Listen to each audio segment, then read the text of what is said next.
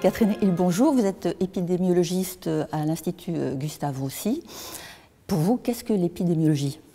L'épidémiologie, pas pour moi, mais en général, c'est l'étude de la fréquence des maladies et des déterminants de cette fréquence. Donc, je ne suis pas médecin, je m'intéresse à l'ensemble des populations, la population française en général, et je me demande par exemple quel cancer augmente, quel cancer diminue. J'essaye de comprendre pourquoi. Donc vous avez beaucoup travaillé sur les causes et la fréquence des cancers. Pouvez-vous nous en dire plus? Donc j'ai fait partie d'un groupe de travail qui a publié en 2007 des estimations de l'importance des principales causes identifiées et évitables de cancer en France, qui montraient que les deux premières causes de cancer évitables en France, c'était le tabac d'abord, et ensuite l'alcool, suivi par l'ensemble des infections, les papillomavirus qui sont cause de cancer du col de l'utérus, entre parenthèses, si on vaccinait tout le monde, on réduirait ce risque, les hépatites B et C, maintenant on sait soigner les hépatites C, donc c'est un problème qui va se résoudre, Helicobacter pylori qui est une cause de cancer de l'estomac, et puis le virus d'Epstein-Barr, et ensuite des causes de moins importantes, par exemple l'obésité, le surpoids, l'inactivité physique, les expositions professionnelles, et loin derrière la pollution. Alors, comment expliquez-vous que ce message passe assez mal? On connaît les causes de cancer liées au tabac, mais l'alcool, on n'entend pas souvent les pouvoirs publics en parler comme étant une cause principale de cancer. Comment expliquez-vous ça? Mais c'est simple, parce que tout ça, ce sont des problèmes de santé publique et ce sont des problèmes politiques. Donc, si le pouvoir politique ne désire pas intervenir, les lobbies sont très puissants, les lobbies sont à l'Assemblée, les députés représentent des régions viticoles et s'opposent très vigoureusement à toute opération disant simplement la vérité sur l'alcool. Tout est parasité, tout le discours est parasité par les pouvoirs des lobbies, les lobbies du tabac et les lobbies de l'alcool. Alors, quelle serait la façon de les contourner pour faire savoir à la population les dangers qu'elle court en buvant trop, en fumant? Qu'est-ce qu'on pourrait faire? Déjà, il faut expliquer qu'est-ce que c'est boire trop. Et il faudrait donner des informations quantifiées. Autrefois, il y avait écrit sur les paquets de cigarettes « nuit gravement à la santé » et « abus dangereux », qui ne voulait rien dire. Maintenant, il y a des images chocs qui montrent que le tabac est une cause de cancer ORL du poumon, etc.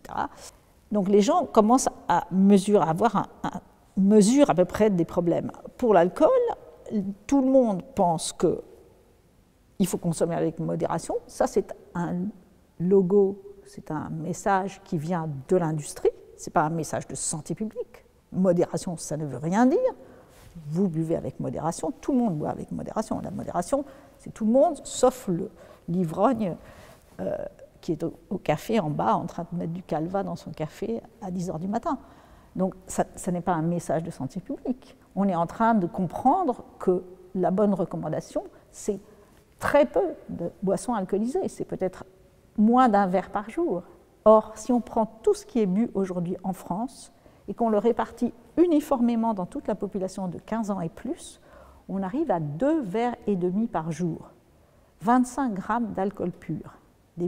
Un verre à 10 grammes d'alcool pur, c'est ce qu'on vous sert dans un café. C'est un petit verre, c'est 10 centilitres de vin à 12,5 degrés, 25 centilitres de bière à 5 degrés. Enfin, c'est vraiment pas beaucoup. Donc, si on répartit ça sur tout le monde, toute la population de 15 ans et plus, des filles de 15 ans et des gens de 80 ans, ça fait 2,5 verres par personne. Si on pense qu'un tiers des hommes et 2 tiers des femmes ne boivent pas régulièrement, ça veut dire que l'autre moitié de la population qui boit régulièrement boit plutôt 5 verres par jour. Et ça, c'est beaucoup trop. Or, qu'est-ce qu'on entend comme discours? On entend comme discours les buveurs excessifs, les buveurs à problème et les saouleries des adolescents. Mais ça, c'est que la partie émergée de l'iceberg. Le problème de l'alcool en France, c'est que tout le monde, tous les gens qui boivent régulièrement, c'est-à-dire tous les jours, boivent trop. C'est simple. Et donc ça, ce n'est pas politiquement correct parce que les intérêts financiers en jeu sont énormes. Donc vous êtes en train de me dire qu'il n'y a pas forcément de santé publique, puisque finalement les personnes qui nous gouvernent ou les... Pas de politique de santé publique. Il y a eu, par moment, par exemple, Jacques Chirac a fait le plan cancer, où il a agi aussi pour améliorer la sécurité routière, mais en ce moment, il n'y a pas de politique de santé publique, et nous venons d'interroger les candidats à la présidence, et leurs réponses sont extraordinairement variées, et on voit bien que ceux qui ont le plus de chances d'être au pouvoir ont zéro politique de santé publique. C'est tragique. C'est tragique, effectivement. Et vous êtes aussi intéressé à la dépakine. J'étais au conseil scientifique de l'Agence du médicament au moment du Mediator. C'est comme ça que je suis tombée dans ces problèmes de pharmacovigilance ou de surveillance des effets indésirables des médicaments. Et c'est la même boîte à outils, qui est la boîte à outils de l'épidémiologie, on fait des enquêtes et on va comparer les risques dans deux populations. Est-ce que les gens qui boivent, les femmes qui boivent de l'alcool régulièrement ont un risque augmenté de cancer du sein? Oui, un verre par jour augmente le risque de 7%. Est-ce que les femmes qui ont été exposées, qui ont pris de la dépakine pendant la grossesse, ont des enfants plus souvent mal formés que les femmes épileptiques qui ont pris un autre médicament? C'est la même boîte à outils. Ceci dit, pour la dépakine, on le savait depuis très longtemps que la dépakine entraînait des malformations, mais il n'y a pas eu de signaux rouges nous indiquant, on savait. Par exemple, moi je fais du diagnostic anténatal, on savait très bien que la dépakine entraînait des défauts de fermeture du tube neural ou des fentes labiales, mais on disait que ce n'était pas substituable et qu'il valait mieux ça plutôt qu'une crise épileptique terrible. Peut-être qu'en 1967, il n'y avait pas d'autres médicaments, mais n'empêche, j'ai retrouvé un article écrit par un Anglais en 1976, au moment, je pense, où on a mis la dépakine, plutôt le valproate de sodium, qui est le nom de la molécule. On devrait vraiment parler en dénomination commune internationale, ça serait vraiment plus correct.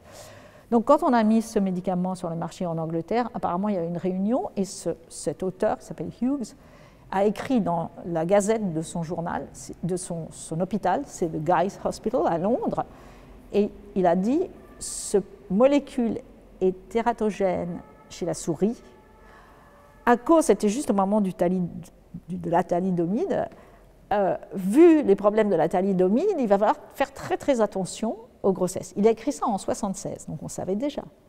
Et j'ai lu des dizaines et des centaines d'articles sur la dépakine qui sont parus depuis cette période-là, et c'est frappant, les erreurs de raisonnement sont majeures et assez universelles. Les études, par exemple, le premier signalement d'augmentation du risque de spina bifida, c'était une étude qui était faite dans le registre des malformations congénitales de la région Rhône-Alpes, une lettre parue dans le Lancet. Madame Elisabeth Rose Glancia avait juste fait un tableau en 4 cases, spina bifida, autre malformation, puisque c'était un registre des malformations, valproate, pas de valproate. Et il y avait 19 fois plus de spina bifida dans la case valproate que pour les autres malformations. Donc, c'était un signal très fort. Et les gens ont vu ça et ils ont dit « Ah, c'est une étude rétrospective ». Et ça, c'est une erreur de raisonnement monumentale. Jamais on va faire des études prospectives de tératogénicité. On ne va jamais faire exprès d'exposer les femmes enceintes à des médicaments. Malheureusement, la nature nous fournit des quantités de données post-hoc, rétrospectives. Et ces données, quand les risques sont énormes comme ça, un risque multiplié par 19, aucun facteur confondant, pour qu'une explication alternative efface ça, il faudrait que cette autre chose soit 19 fois plus fréquente chez les épileptiques, enfin c'est juste, et multiplier le risque par plus que 19. Donc c'est juste impossible. Et donc on a écarté tous ces signaux sur des critères qui étaient juste erronés.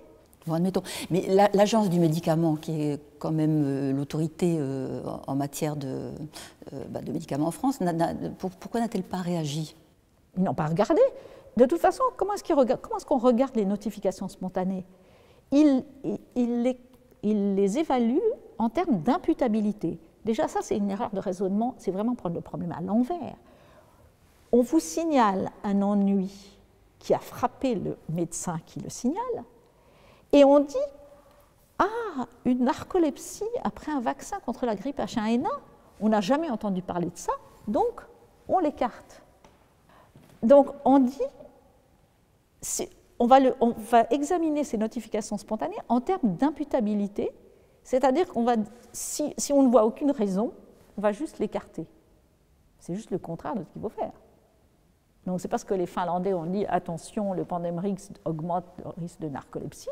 J'étais à l'agence, au conseil scientifique, et c'est en regardant par-dessus l'épaule de la jeune femme qui présentait les résultats, j'ai vu que si on regardait notification de narcolepsie divisée par nombre de vaccinés pour les 2 vaccins, Pandemrix et Panenza, on voyait très bien qu'il y avait un signal avec Pandemrix.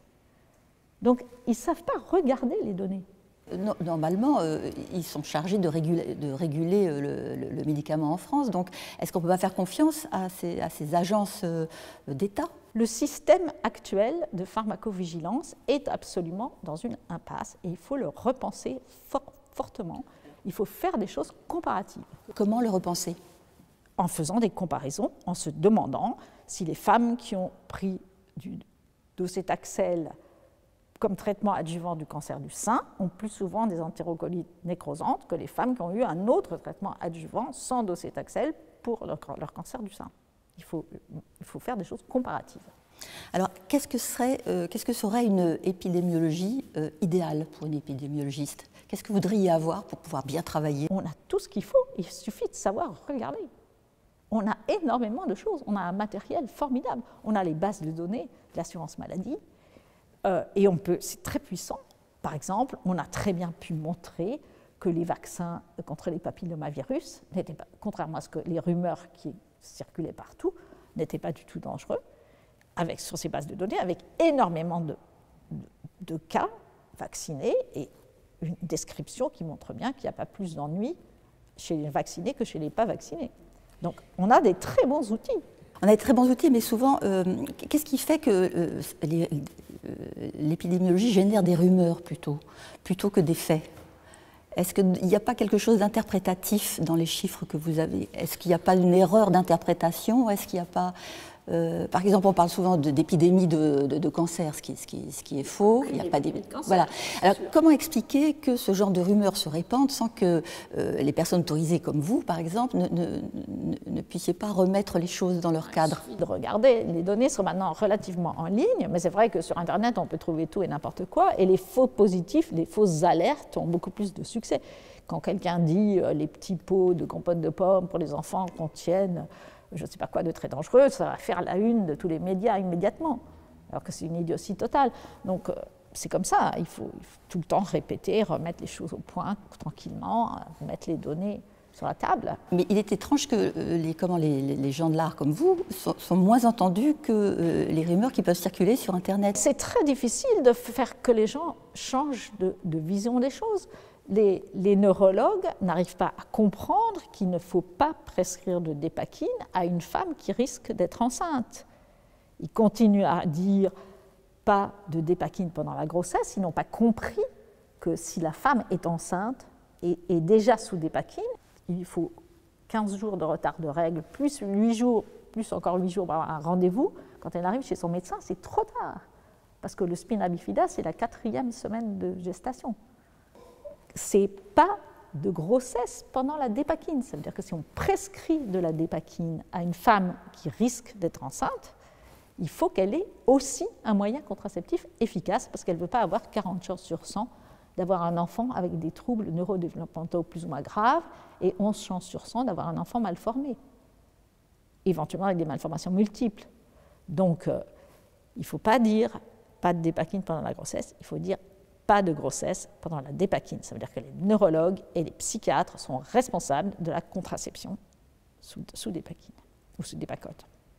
D'accord. Vous parlez de contraception maintenant. Une autre rumeur que l'on voit qui se répand également chez nos patientes, c'est la contraception donne des cancers. Et vous savez, le PIL-SCARE qui a eu l'alerte à la pilule qu'il y a eu en 2011, vous savez, suite à ces C'était les contraceptifs de 3e et 4e génération qui donnaient 2 fois plus de thromboses veineuses profondes et d'accidents vasculaires cérébraux que les autres. Oui. Le ministère a réagi un petit peu dans la panique, a fait appel au Parlement européen pour revoir la contraception. Et en fait, ce mouvement de panique a créé une défiance chez les Françaises vis-à-vis de la contraception. Pourriez-vous nous dire, maintenant on entend très très fréquemment des femmes nous dire mais moi je veux pas de contraception, c'est pas naturel, puis ça donne le cancer. Donc comment combattre ces rumeurs, comment combattre ces choses quand les pouvoirs publics ne nous aident pas non plus à le faire? Les risques, bon, d'abord les pilules de 3e et 4e génération sont donnent 2 fois plus de thrombose que les autres, donc il n'y a aucune raison de les utiliser plutôt que de les utiliser. C'est un problème assez général avec les médicaments. C'est un peu pareil avec les statines et les effets indésirables des statines. En France, on a toujours tendance, sous la pression des visiteurs médicaux et de l'industrie pharmaceutique, à vendre le dernier produit sur le marché. Parce que c'est le plus cher, donc l'industrie pharmaceutique a intérêt à le promouvoir, mais c'est aussi celui dont la sécurité est le moins bien connue, parce que par définition, la première statine, on a beaucoup de recul, on sait exactement ce que ça fait. Et en plus, elle coûte beaucoup moins cher, donc c'est bien, ça fait des économies, et en plus, pour la sécurité, c'est meilleur. Donc il y a tout ce travail à faire d'information. On s'est précipité sur les pilules de 3e et 4e génération, ça c'était une erreur, mais la pilule, ça augmente un tout petit peu le risque de cancer du sein, mais on en a quand même besoin, et les avantages l'emportent sur les inconvénients, donc on s'en sert quand même. Donc, par contre, le traitement de la ménopause, on a beaucoup diminué son utilisation, ça augmente aussi beaucoup plus le risque de cancer du sein. Et ça, c'était une erreur. Et on a vendu le traitement de la ménopause aussi comme garantissant la jeunesse éternelle, réduisant les risques de maladies cardiovasculaires. Tout ça, ce n'est pas particulièrement vrai. Donc, voilà, il faut vérifier, il faut regarder les données. Vous pensez que le traitement hormonal substitutif est à bannir Le traitement hormonal substitutif, les recommandations sont très claires. Si les troubles sont très embêtants, il faut donner un traitement de la ménopause, traitement substitutif, mais pendant une période limitée. Et on a vu des femmes qui ont pris des traitements substitutifs pendant 10 ans, 20 ans, 30 ans. C'est juste complètement fou. Donc comment faudrait-il faire pour donner à la population de quoi éviter de quoi prévenir les cancers? C'est très simple, il y a toute une série de choses à éviter. Il ne faut pas fumer, il faut boire très très peu, il faut éviter l'obésité et le surpoids, pratiquer un peu d'activité physique et avoir surtout une idée de chacune de ces choses, de combien ça réduit le risque. Mais le tabac et l'alcool, c'est d'une efficacité incroyable comme source de cancer. Les gens ont plus peur des rayonnements ionisants, mais les rayonnements ionisants, c'est une cause de cancer très mineure et le risque est vraiment faible. Bien. Eh bien, Catherine Illoux, je vous remercie. Et grâce à vous, je vais boire de l'eau.